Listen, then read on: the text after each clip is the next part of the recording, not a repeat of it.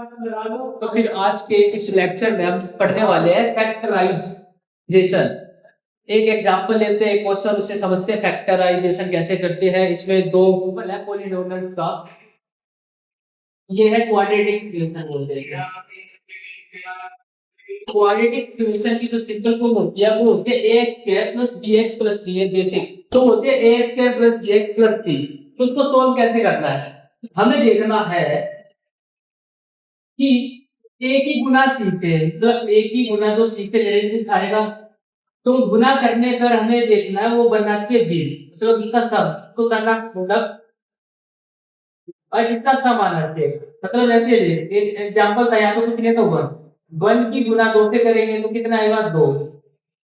तो हमें ऐसा नंबर ढूंढना है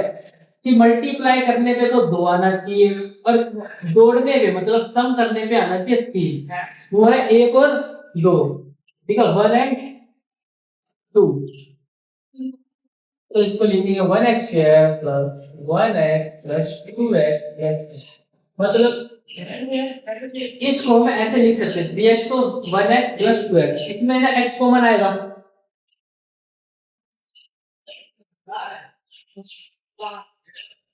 और इसमें 2 कॉमन आएगा, तो ये दो फैक्टर हो जाएंगे x प्लस 2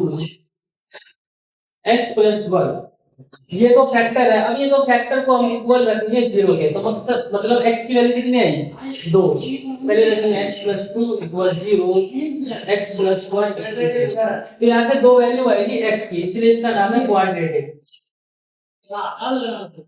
x की वैल्यू 2 आएगी, यहाँ से x की वैल्यू आएगी -2,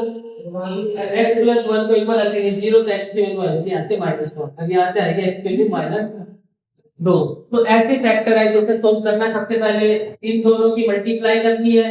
और मल्टीप्लाई करने पे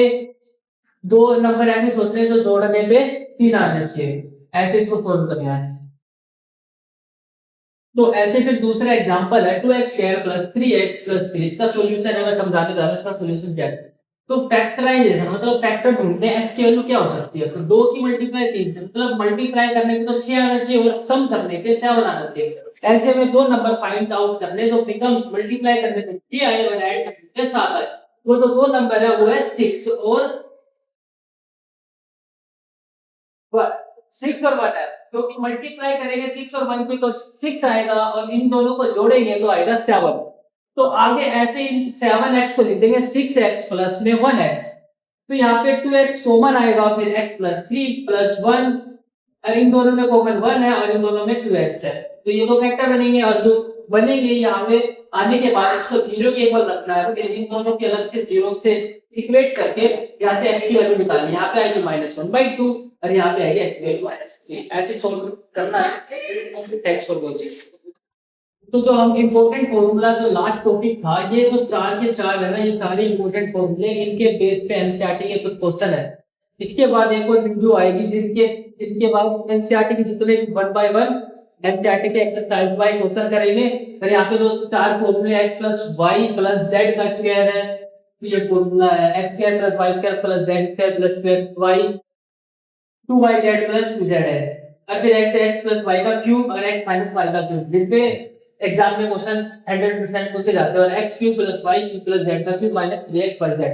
इनका ये फॉर्मूला है और ये ऐसे क्वेश्चन करते हैं। और इसके बाद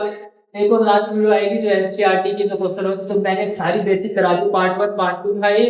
कंप्लीट हो गया। थैंक्स फॉर वॉचिंग और चैनल को सब्सक्राइब करना ना